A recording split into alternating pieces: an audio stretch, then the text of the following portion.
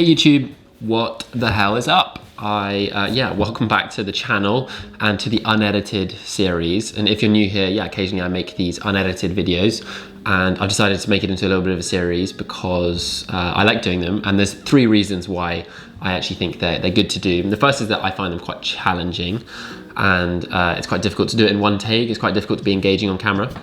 And the second reason is because I feel like the audience kind of gets to see me a little bit unedited and get to know me a bit better, maybe if that's what you want. And then number three is that it takes a lot less time and effort because I don't have to edit it, and that is quite nice because YouTube is quite tiring. And this week I've been a little bit ill, which is why I sound nasally. Sorry if I cough and stuff like that. But yeah, today we're going to be talking about my approach to productivity, because there is quite a lot of noise around productivity on YouTube in particular, and I thought I would just add to the noise with my 5 productivity sort of tips or secrets or keys to productivity, whatever I call this video. Because I think being productive is really important, and knowing how to be your most productive self is a good thing to do. I'm trying to justify why I'm making this video, but yeah, these are the genuine 5 things I think about when I think about like how can I be my most productive self. These are the actual 5 things I think that I use most and are actually help me. So the first thing is focus on the outputs that matter.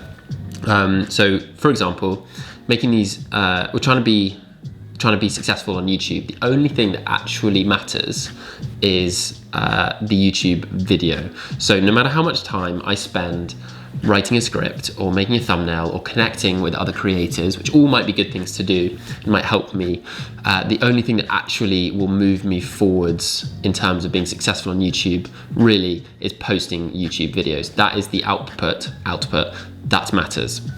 If you were an author, the output that matters would be a book.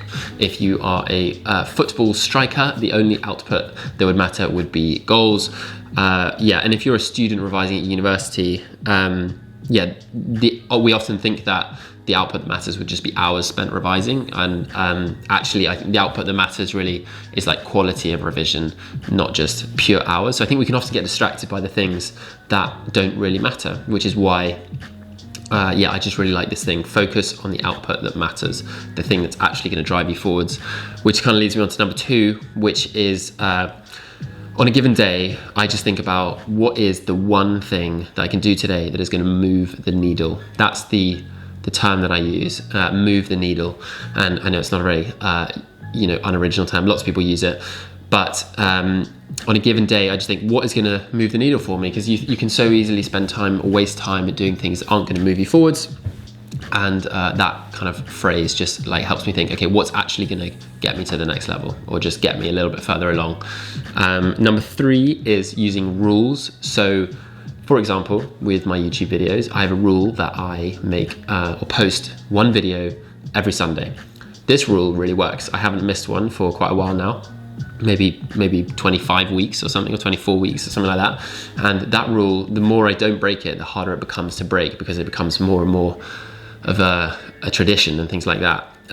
But then some rules are harder to stick to. So there's this other rule that I try and follow, which is the 2-day rule, which is basically where when you're trying to build a new habit, then you don't ever go more than 2 days or every other day without doing it.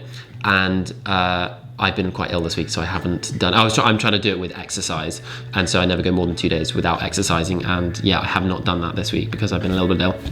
But I like it as a rule, and I like rules because it's not like a habit that you're trying to do. It's a rule that you have to follow, and that just kind of sometimes like eliminates any choice. It's just like, it's a rule, you got to do it.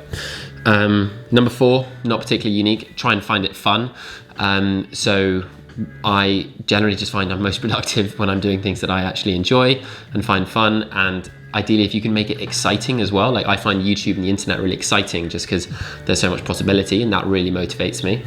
And if you don't find it fun, then you can switch it up by listening to music or switching the place that you're doing the thing. Like if you're studying, you can listen to music, you can move into it, switch to the place that you're actually studying. And then you can also try and do it with other people. That often makes it more fun. And number 5 is find it meaningful. Find the meaning in whatever you're doing. So I just find that whatever it is I'm trying to do, whatever it is I'm trying to be productive at, if I find it meaningful, I will be so much more productive. If I can see the impact or the like connection from my work to the world in whatever way.